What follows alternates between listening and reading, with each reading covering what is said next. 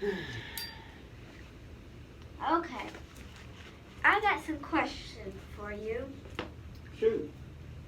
Does the geothermal system work better in the summer or winter, and why? Does a geothermal work better in summer or winter? Well, I tell you, I do miss the winter time because I don't know. It seems like I could make it more cozy in here in the winter because I do have that kerosene heater. Now, without the kerosene heater, the plants will survive, but when it's 10 degrees outside, it still gets to like 33 degrees. It was about as cold as it got in here all winter. That was enough to keep the citrus trees alive, growing oranges and not mangoes. I don't know why I keep calling this a mango, but I'm gonna have to get one.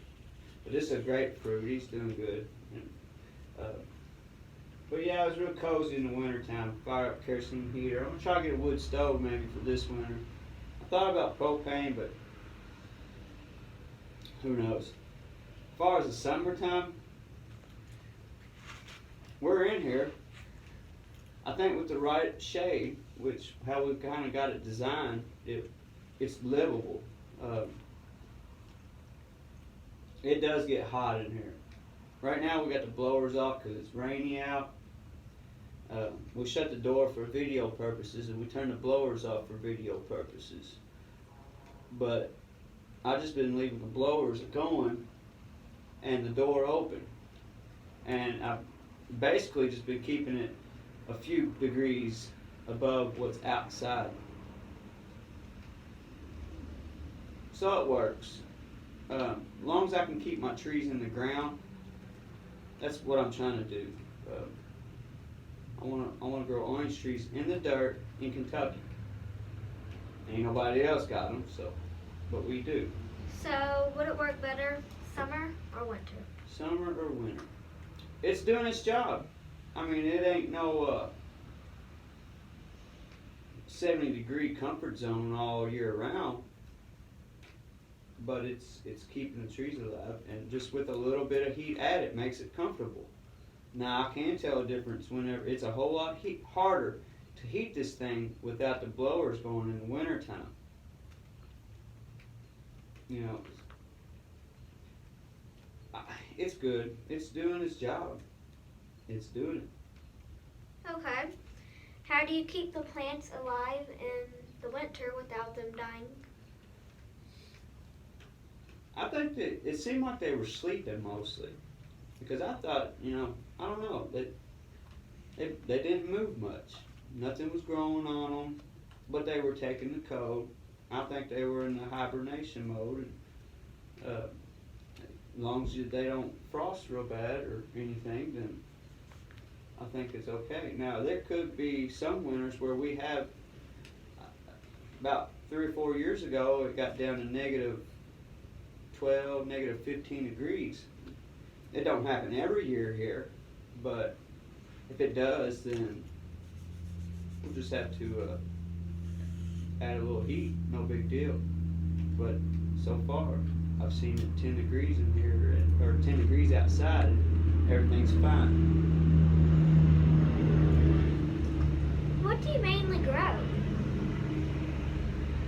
I ain't had a whole lot of luck with vegetables, especially lettuce, cabbage, cauliflower, but we didn't build this thing for vegetables. We built it for fruit. We're growing mangoes. Not mangoes, grapefruits and What do you have most of in here? citrus. Okay.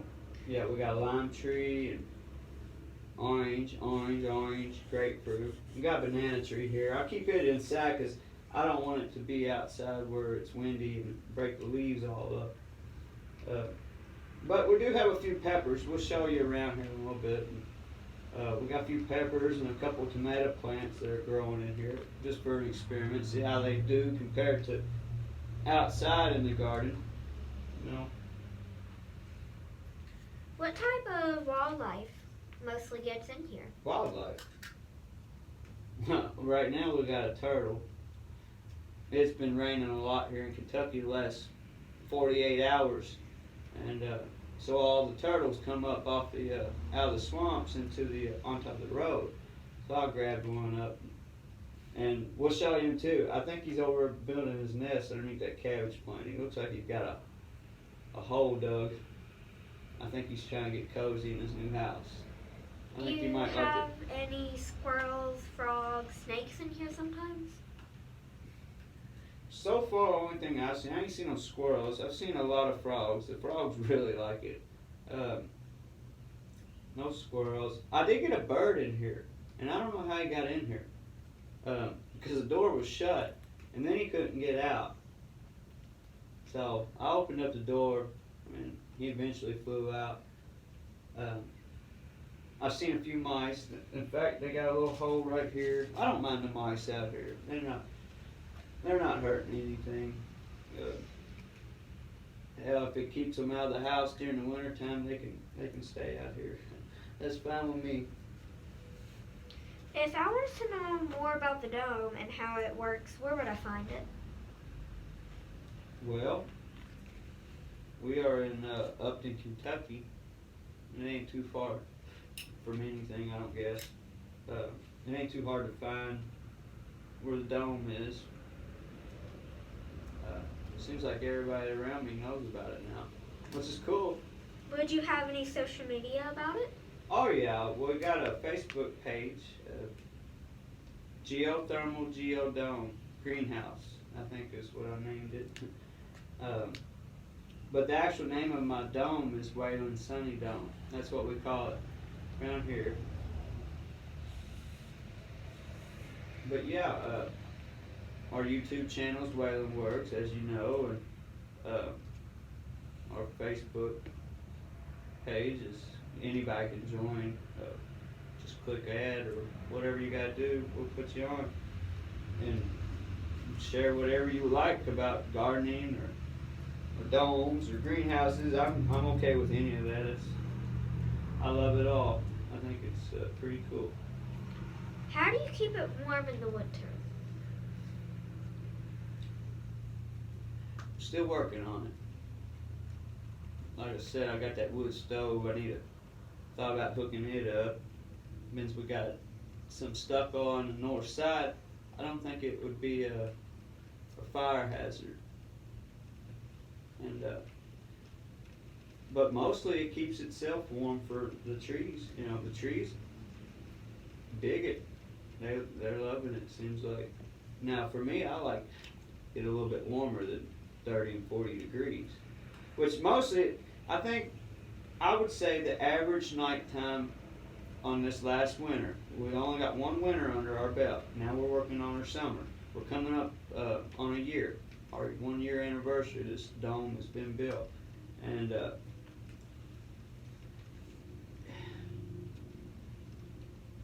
think the ground temperature got down to 47 degrees. 6 foot down was as cold as it got. 47 degrees, and that was able to keep it on most nights. I'm gonna say like 38 degrees was where it dropped on the colder nights. It wasn't the coldest. The coldest it got down to 32.5 was the exact temperature. I got 4 temperature monitors that keep track. It keeps track of all the data, and that was as cold as it got all winter, and that was good enough. Would you consider this dome a living space? Could you live in this dome? I basically did in the wintertime. I was able to keep it cozy. Now nighttime, I like air conditioning. I think it'd be better to sleep on top. Now what we do in the summer is keep the door open and keep the blowers going. That seems to be our best thing because, you know, even though we got a lot of it, see, we got a stucco, and that provides shade whenever the sun's the highest in the summer. It's being blocked by the stucco, and it provides shade. Still warms up in here. Whenever it's, you know, almost 100 degrees outside, it's going to be pretty warm in here. If you got sun shining like this, and this plastic stuff. It is no insulator. None. It just blocks the wind. And it's pretty cool living in here in the wintertime, I think. You can make a pallet, cuddle up in a sleeping bag, and be really cozy. Summertime, you're probably better off sleeping on top of the dome, which I ain't done that yet, but I feel it coming soon. You want to show people around? Yes. Maybe show the turtle, the wildlife, and maybe show some of these grapefruits and In oranges. Kentucky, we have these oranges here. They're grown really successfully. And then we have some other plants that we have. Most of them you can grow in Kentucky. And then I think where our turtles is back here. We named him Leaf. We found him on the side of the road. And we have some more other plants here. And behind the scenes, we have where the air comes out from there. It goes through here, it comes out, and it blows through there. And then we have the same here. He poked a hole in it because he would like to have some air back here too. You don't get that much as you do in front. And then we have temperatures and monitors about the dome. And we have the stove that he was talking about, some tools, and then I think we might have a frog back here somewhere. We saw him all go. And then that's basically kind of all. And then we have some more plants outside. They're back there. And those plants are growing really healthy too. And then there's some food that we grow out there. We have an apple tree. And we got plenty of other citrus trees out there in them pots. They come in the wintertime, and we just leave them out in the pots in the summer. We keep the more rarely to grow in Kentucky ones in the dome. And then we bring most of the cold hardy ones we got buried in the ground. we bring mostly the plants all out there in the dome during the winter. And these are the monitors that monitors the dome temperature. And then we have a banana tree. And then we have some palm trees. Out yonder. They're outside. And we have, it's wildlife friendly. So we don't bother with the wildlife at all. And we have these mulch to make the trees that are buried in the ground more healthier. Yep, because it's like a blanket in the wintertime, and it's like shade in the summertime. It helps them survive more easily. Do you have anything to say about the dome? No. You can show them the garden if you want, or if you think that's good, and tell them thanks for watching Waylon work.